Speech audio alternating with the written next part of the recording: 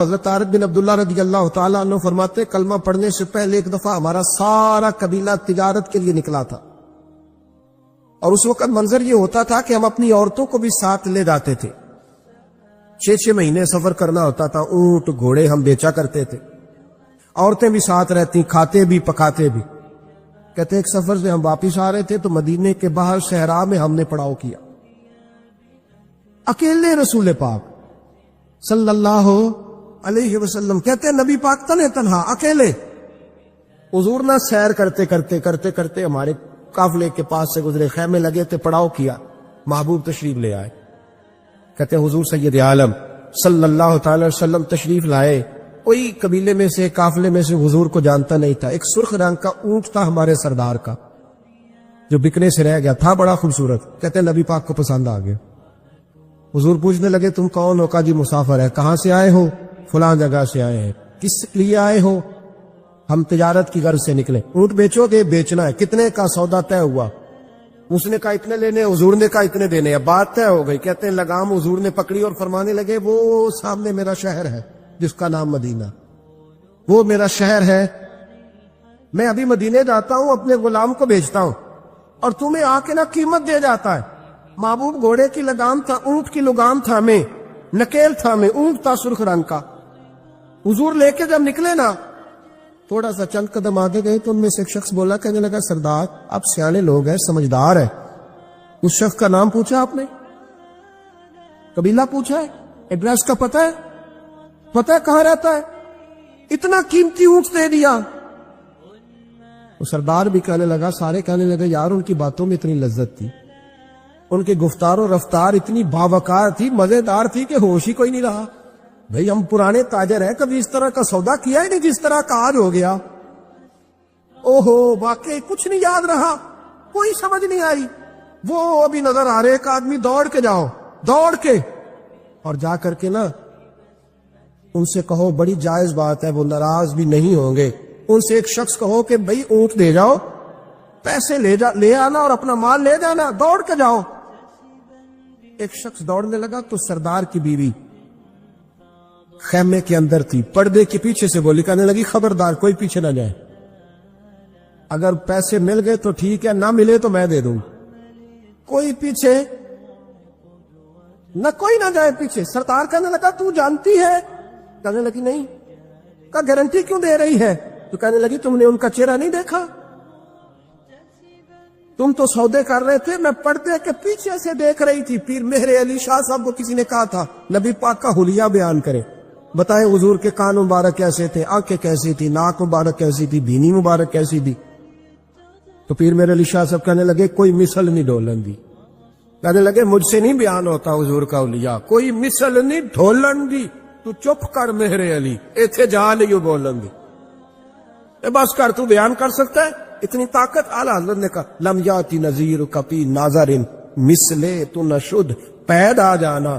حضور مثال تو تب آپ کی بنے گی نا، کوئی آپ کی طرح کا پیدا تو ہوگا، تبھی مثال بنے گی، تو جب ہوا ہی نہیں تو مثال کیسے بنے گی؟ کہنے لگی کوئی نہ جائے، نہ پیسے آئے تو میں دے دوں گی۔ میں تو پردے کے پیچھے سے دیکھ رہی تھی، ان کے چہرے کا وقار دیکھا، ان کی آنکھوں کی روشنی دیکھی، ان کے لفظوں کا حسن دیکھا۔ تم 50 باتیں کرتے تھے، وہ ایک جواب دیتے، اور گنے چنے لفظ بولتے تھے، ان کی سادگی کا وقار دیکھا۔ جانے دو، نہ پیسے آئے تو میں دوں گی۔ کہتے حضور گئے، تھوڑی دیر کے بعد ایک کالے رنگ کا حبشی غلام آیا، پیسے بھی پکڑے اور اپنی چادر میں نا کھجورے باندھ کے تو پیچھے ڈالی ہوئی، اور دیہاتی لوگ پیچھے نہیں ڈال لیتے، کھجورے ڈال کے پیچھے۔ کہتے ہیں وہ آئے اور ان کی آنے کا انداز بھی بڑا نرالا تھا۔ کہتے ہیں وہ جھومتے جھومتے اللہ کا ذکر کرتے، اللہ الصمد کرتے پہنچ گئے، اور آگے کہنے لگے تم سے میرے نبی نے اونٹ خریدا؟ تم سے؟ کہا ہم سے خریدا ہے۔ کہنے لگے یہ تمہارے پیسے؟ اور پھر چادر کھول کے صحرا پہ بچھا دی، کہنے لگے یہ تمہارے پیسے، اور کھجورے کھاؤ، میرے نبی نے تحفہ بھیجا ہے، کھاؤ، حضور نے تحفہ بھیجا ہے۔ تو وہ سردار کی بیوی اوٹ ہٹا کے کہنے لگی وہ کالے رنگ کے حبشی غلام، انہیں کھجوریں کھلا، اور مجھے اس عزت والی ماں کا نام بتا جس کے گھر میں ایسا لال پیدا ہوا، انہیں کھجوریں کھلا، اور مجھے اس عظمت والے باپ کا نام بتا جس کے گھر میں ایسا پھول کھلا ہے۔ وہ قبیلہ تو بتا تو صحیح وہ کون تھے؟ 2 گھڑیاں رکے ہیں پر خوشبوئی پھیل گئی ہے، رنگ ہی بدل گیا، تار کوئی مثل نہ ڈھولن دی۔ تو چپ کر مہر علی، اتھے جا نہیں بولن دی۔ ایک روایت میری نظر سے گزری اور کیا ہی انداز ہے، امام زرقانی نے لکھی۔ ایک صحابی ہیں حضرت ابو قرصافہ رضی اللہ تعالیٰ عنہ۔ حضرت ابو قرصافہ رضی اللہ تعالیٰ عنہ فرماتے میں چھوٹا تھا، میری اماں اور میری خالہ مجھے ساتھ لے گئی۔ میں نے کہا کہاں جانا ہے؟ کہنے لگے آؤ نبی پاک کا کلمہ پڑھنے جانا ہے۔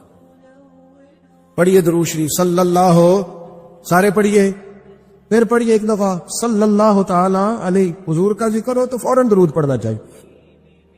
نبی کریم علیہ السلام کی بارگاہ میں نا میری خالہ اور میری اماں دونوں مجھے ساتھ لے گئی کلمہ پڑھنے۔ کہتے ہیں جب ہم حضور کی بارگاہ میں پہنچے، کلمہ پڑھا، واپس آئے تو میری اماں اور میری خالہ آپس میں بات کرنے لگی۔ میری خالہ کہنے لگی تو نے دیکھا ہے ان کا بولنا کتنا مزیدار؟ میری خالہ کہنے لگی تو نے تو وہ دیکھا لیکن وہ جو غلام آیا تھا اس کے ساتھ ان کا رویہ کتنا پیارا تھا۔ تو نے دیکھا جب وہ کھانا کھا رہے تھے تو پہلا خیال انہوں نے ہمارا کیا۔ بار بار وہ ان کا ذکر کرتی، کہتے آپس میں حضور کی شانیں بیان کرتی، میری اماں بھی میری خالہ بھی۔ بالآخر بات لمبی ہو گئی تو میری اماں بولی، کہنے لگی بس کر، ہم کتنی عظمتیں بیان کریں گے، مجھے تو 3 باتیں سمجھ میں آئی ہیں۔ کتنی؟ 3 باتیں مجھے سمجھ میں آئی ہیں۔ کہا وہ کیا؟ تو کہنے لگی ما رأینا مثل ھذا الرجل احسن وجھا ولا القا صوبا ولا البنا کلاما۔ کہنے لگی مجھے تو 3 باتیں سمجھ میں آئی ہیں کہ نہ اتنا خوبصورت چہرے والا کوئی شخص دیکھا ہے، اور نہ اتنے صاف کپڑوں والا کو دیکھا ہے، اور نہ ہی اتنی میٹھی بولی بولنے والا کوئی دیکھا ہے۔ تینوں باتوں کی کمال ہے، ظاہری حسن بھی کمال، کپڑوں کی صفائی بھی کمال، اور رسول پاک کا بولنا بھی کمال، لب و لہجے میں مٹھاس بھی، خوبصورتی والی۔ یہ اصل حسن ہے کہ ظاہرت بھی انسان بڑا منزہ ہو، باطنن بھی بڑا صاف ستھرا ہو۔ میرے رسول پاک علیہ الصلوۃ والسلام کا طریقہ مبارکہ پتہ کیا تھا؟ حضور صلی اللہ تعالی علیہ وآلہ وسلم جب مسجد میں نماز پڑھ لیتے تو حضرت جعفر رضی اللہ تعالیٰ عنہ فرماتے، بخاری کی حدیث ہے، فرماتے میں مدینہ شریف میں آیا تو حضور نماز پڑھ لیتے تو صحابہ نبی پاک کے پاس آتے اور حضور کا دست مبارک پکڑ کے پہلے چومتے پھر چہروں پہ ملتے، پہلے چومتے پھر چہروں پر۔ نبی پاک کے صحابہ حضور کے قدم بھی چوما کرتے، قدموں میں جھکا کرتے تھے۔ یہ تو بھائی اس وقت پتہ چلتا جب کسی سے پیار ہو جاتا، جب کسی بندے سے، میں اکثر مثال دیا کرتا ہوں اکثر کہ کسی کا بچہ پیشاب کرے تو کہہ آتی ہے، الٹی آتی ہے، لیکن اپنا بچہ بالوں میں بھی کر دیتا ہے، پھر کوئی کہہ نہیں آتی چونکہ اپنا ہے نا، پیار ہو گیا ہے نا۔ اب وہ کیفیت جب کسی سے محبت ہو جاتی ہے نا تو کچھ چیزیں صرف سمجھنے کی نہیں، کچھ چیزیں ایسی ہوتی ہیں جو محسوس کرنے والی ہوتی۔ اس نے کہا تھا عشق ایک ڈھونگ ہے، میں نے کہا تجھے عشق ہو خدا کرے، پھر کوئی تجھے اس سے جدا کرے، تو اسے تسبیحوں پہ پڑھا کرے، تو اسی کا نام جپا کرے، تو گلی گلی پھرا کرے، پھر میں کہوں کہ عشق ایک ڈھونگ ہے اور تو نہیں کہا کر، پھر میں کہوں کہ عشق ایک ڈھونگ ہے اور تو۔ اس نے کہا تھا عشق ایک ڈھونگ ہے تو میں نے کہا تجھے عشق ہو خدا کرے۔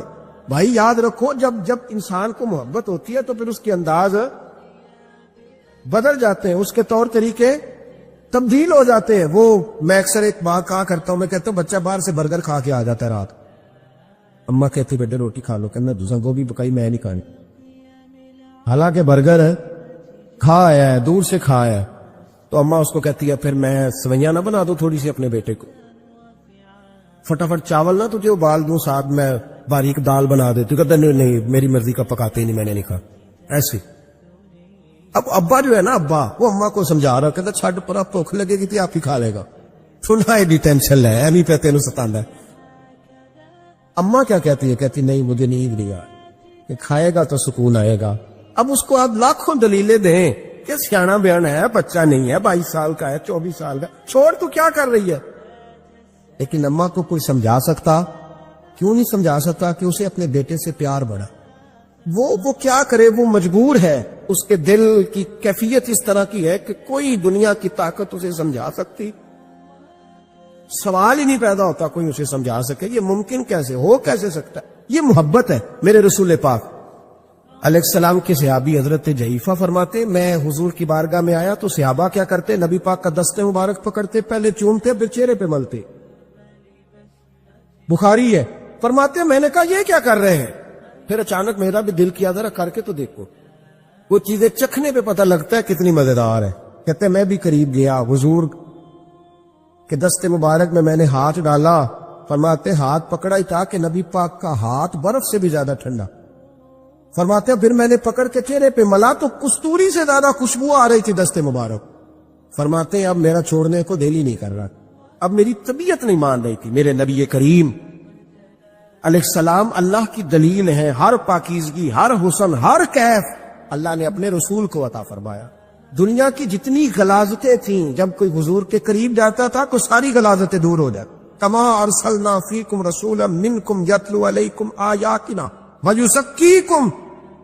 اللہ فرماتے ہیں میرے محبوب تم پر میری آیتیں پڑھیں گے اور تمہیں پاک فرما دے، تمہاری ساری ناپاکیاں نبی پاک دور کر دے، ہر غلاظت تم سے دور ہٹ جائے.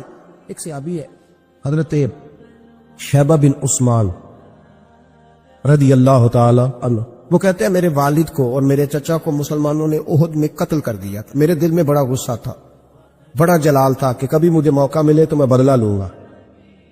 کہتے فتح مکہ کے بعد نبی پاک علیہ السلام حوازن کی جنگ کے لیے نکلے. مجھے پتا چلا حضور جا رہے ہیں تو میرے اندر شعلے بھڑک رہے تھے انتقام کے. روز میں منصوبہ بندی کرتا، پلاننگ کرتا کہ کسی طریقے سے میں ان تک پہنچوں گا اور بدلہ لوں گا. کہتے نبی کریم علیہ السلام نہ حوازن کے لیے پہنچ چکے تھے. فرماتے میں بھی جنگ میں جا کے شریک ہو گیا اور میں نے طریقہ اس طرح کا اختیار کیا کہ کسی طریقے میں حضور تک پہنچ جاؤں. سمجھ آ رہی ہے میری بات کی؟ نبی کریم علیہ السلام تک کسی طریقے پہنچ جاؤں. فرماتے لڑتے لڑتے، لڑائی کے دو طریقے ہوتے تھے. کبھی تو ایسے ہوتا تھا کہ ایک دو آدمی مل کے آپس میں لڑتے تھے، پھر گمسان کا رن پڑتا تھا، گھمبیر ہو جاتی تھی جنگ، سمجھ نہیں آتی تھی تیر کہاں سے آیا، نیزہ کہاں سے آیا. فرماتے جب گمسان کا رن پڑا نا، مجھے موقع مل گیا، میں حضور کے قریب پہنچ گیا. حضرت شیبہ بن عثمان رضی اللہ تعالیٰ عنہ کہتے جب میں پہنچ گیا تو میں نے نا دیکھا کہ اب حضور کے قریب لوگ نہیں ہیں. فرماتے میں نے نا فوراً تلوار اٹھائی. تلوار اٹھا کے میں حضور کو معاذ اللہ شہید کرنے ہی لگا تھا کہ ایک نور چمکا حضور کے سامنے. بڑی درود صلی اللہ علیہ وسلم. کہتے ایک نور چمکا، اتنی تیزی تھی اس نور میں کہ میری آنکھیں بند ہو گئی، میرے ہاتھ سے تلوار گر گئی، آنکھیں چنجھا گئی میری. فرماتے تلوار میرے ہاتھ سے چھوٹ گئی. اب جب وہ روشنی مدھم ہوئی نا تو میں نے دیکھا نبی پاک سامنے کھڑے